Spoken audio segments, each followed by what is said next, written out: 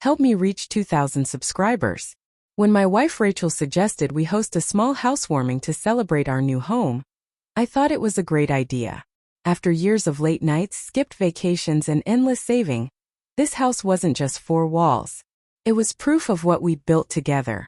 I wanted the night to be perfect. Rachel handled the guest list. I didn't question it. She'd always been the social one, the life of every gathering. I was quieter, happy just to watch her laugh with friends. So when I noticed her acting unusually excited the week before the party, I brushed it off as nerves. But on the day of the event, something felt off. She kept checking her phone, fixing her hair, pacing like she was waiting for someone special. "Everything okay?" I asked. She smiled too quickly.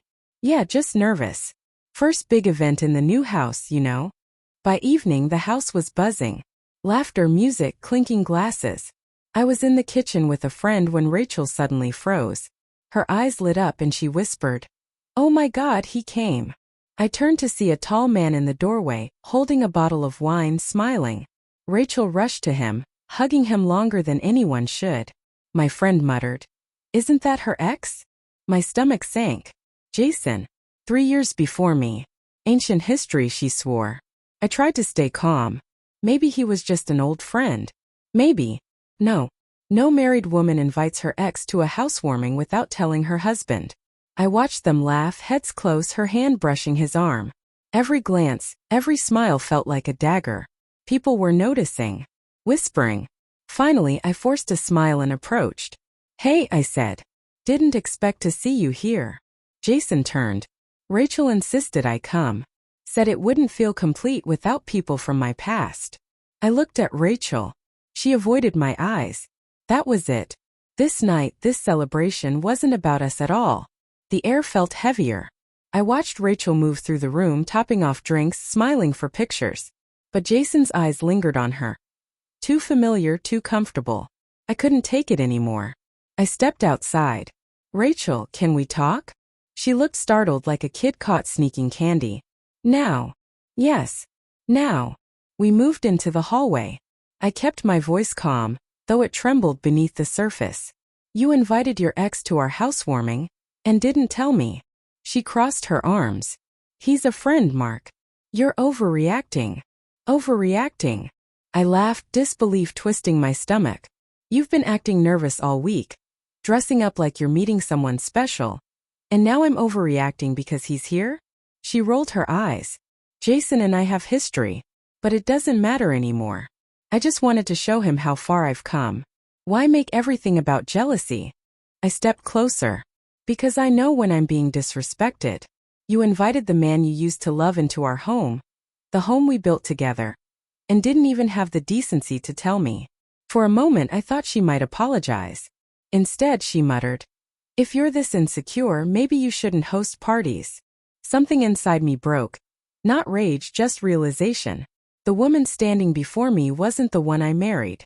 Somewhere along the way, she stopped seeing me as a partner and started seeing me as an obstacle. I looked at her once more. "Enjoy the rest of the party, Rachel. You won't have to worry about me being insecure ever again." I walked back into the living room. The laughter continued, but it was distant, hollow.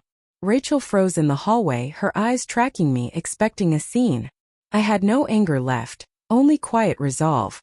I went to our bedroom, grabbed the small overnight bag I'd never unpacked, and paused at the dresser. A framed photo of us smiling, holding the house keys just weeks ago, stared back. Back then, that smile meant partnership, love, a shared dream. Now it was a lie frozen in perfect lighting. I slipped off my wedding ring, set it beside the photo, and zipped the bag shut. Back in the living room, some guests looked up. Rachel lingered near the couch, pretending to listen, but her eyes flicked toward me nervously. Jason stood beside her, relaxed, wine glass in hand. I didn't make a scene.